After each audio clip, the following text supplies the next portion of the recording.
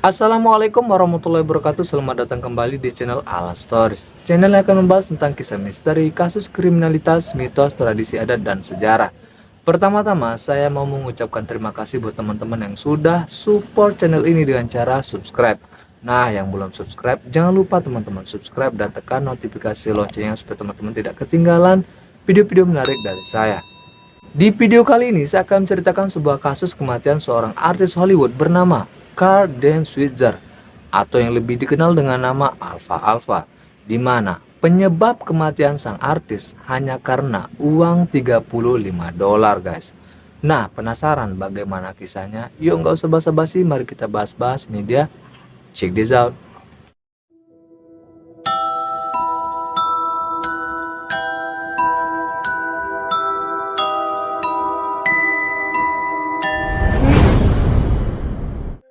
Carl Dan Switzer lahir 7 Agustus tahun 1927 di Paris, Illinois, Amerika Serikat. Ini adalah sebuah kota kecil yang terletak sekitar 165 mil selatan Chicago dan 90 mil barat Indianapolis. Carl merupakan anak bungsu dari 4 bersaudara yang lahir dari pasangan Gladys Carey Shanks dan George Frederick Fred Switzer. Kakak laki-laki tertuanya meninggal pada tahun 1922. Saudara perempuannya yang bernama Janice lahir pada tahun 1923 dan saudara laki-lakinya yang bernama Harold lahir pada tahun 1925. Pada awal tahun 1930-an, Switzer bersaudara terkenal secara lokal di kampung halaman mereka karena pertunjukan musiknya. Pada tahun 1934, keluarga Switzer melakukan perjalanan ke California. Mereka mengunjungi Hall Road Studios sambil berlibur.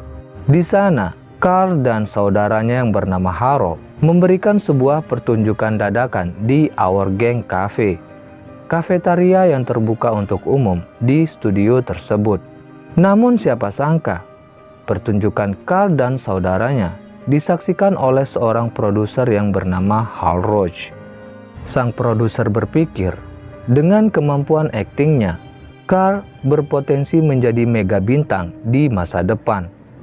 Kemudian, mereka berdua ditawari kontrak oleh produser Hal Roach dan ingin mereka tampil di film seri Our Gang, serial yang sudah berjalan lama menampilkan sekelompok besar aktor cilik.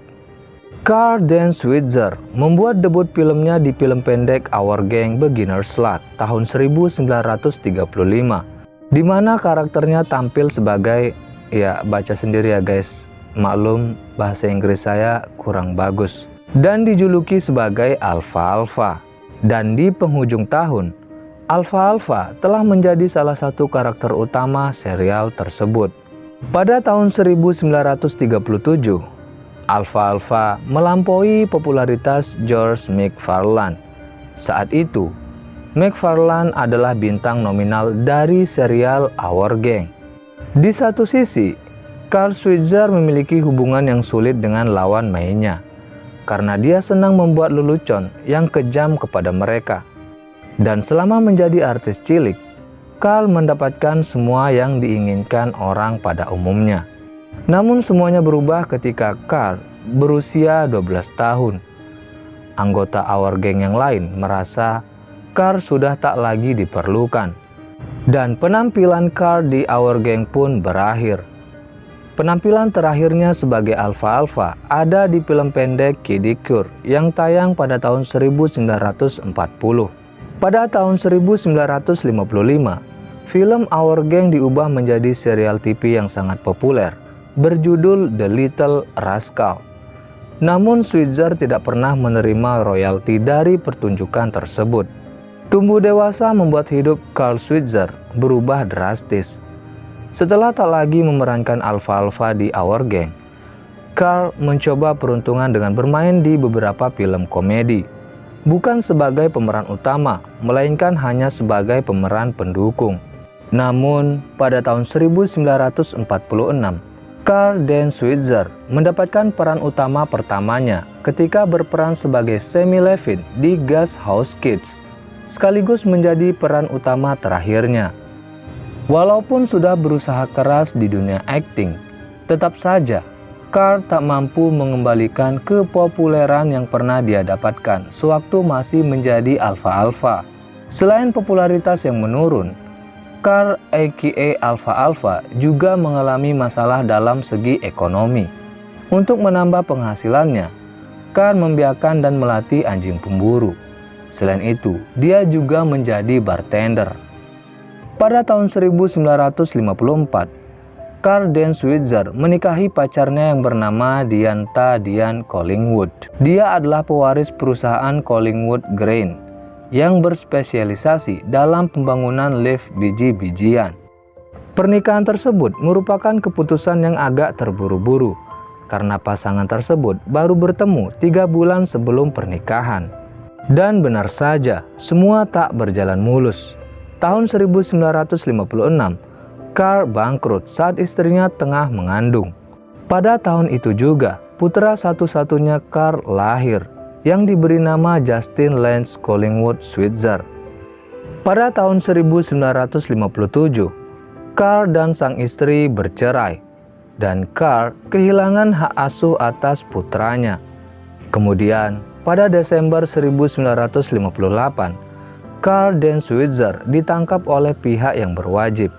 Dia telah menebang pohon di hutan nasional Sequoia dengan maksud untuk menjualnya sebagai pohon Natal. Namun tindakannya tersebut merupakan praktik ilegal. Dia kemudian dijatuhi hukuman membayar denda sebesar $225 dan dijatuhi hukuman percobaan 1 tahun penjara. Hal ini membuatnya semakin kesulitan dalam keuangan selama bulan-bulan terakhir hidupnya. Setelah keluar dari penjara pada tahun yang sama, Switzer tampaknya kembali ke jalur akting di Hollywood. Setelah mendapatkan peran pendukung dalam film Stanley Kramer, The Deviant Ones. Namun hingga film tersebut dirilis, ia tetap mencari uang dengan cara bekerja paruh waktu sebagai bartender dan pelatih anjing pemburu. Pada tahun 1959, Carl Switzer disewa untuk melatih anjing pemburu oleh Moses Samuel Booth Stills. Namun pada suatu hari, saat sedang dilatih, anjing tersebut hilang karena mengejar seekor beruang. Stills yang marah meminta Carl untuk menemukan anjingnya. Kalau tidak, Carl harus ganti rugi dengan membayar setara harga anjing tersebut. Hal tersebut semakin mempersulit kondisi ekonomi Carl. Beberapa hari kemudian, seorang pria menemukan anjing itu dan membawanya ke bar tempat Carl Switzer bekerja. Dia membayar pria tersebut sebesar $35 dan mentraktirnya minum senilai $15.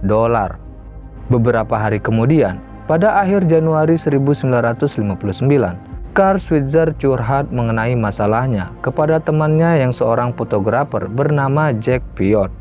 Dan keduanya sepakat bahwa Stills harus mengganti biaya yang dikeluarkan Carl Switzer untuk biaya penemuan anjingnya. Kemudian, keduanya pergi bersama ke rumah Stills di Mission Hills. Setelah bertemu, terjadilah adu mulut antara Carl Switzer dan Stills. Carl memberitahu Stills bahwa dia ingin pemilik anjing tersebut membayar $50 yang dia keluarkan untuk uang hadiah. Namun Stills tak mau memberikan uang tersebut dan menganggap Carl sudah gila. Adu fisik pun tak terelakkan. Setelah perkelahian tersebut, Stills mengambil senjata dan mengancam kedua pria itu dengan pistol kaliber 38 yang terisi penuh. Stills menembak Carl hingga tumbang dan meninggal dunia. Setelah insiden tersebut, Stills diamankan pihak kepolisian dan dia memberi kesaksian bahwa Switzer menarik pisau ke arahnya dan dia menembaknya untuk membela diri. Namun Tom Corrigan, anak tiri dari Stills, bersaksi bahwa sebenarnya Carl Switzer telah memutuskan untuk mengakhiri perkelahian dengan Stills dan pergi dengan tangan kosong. Tetapi Stills tetap menembaknya. Bagaimanapun, peluru tersebut merusak salah satu arteri Carl Switzer dan menyebabkan pendarahan internal yang sangat parah. Carl Switzer meninggal pada saat tubuhnya dipindahkan ke rumah sakit. Dan pada saat kematiannya, Carl Switzer baru berusia 31 tahun.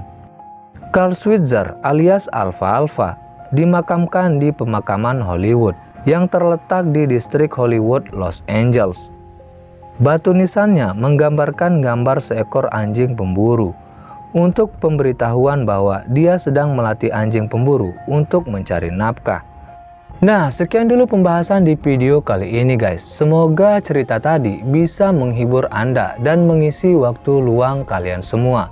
Sampai bertemu di video selanjutnya. Wassalamualaikum warahmatullahi wabarakatuh.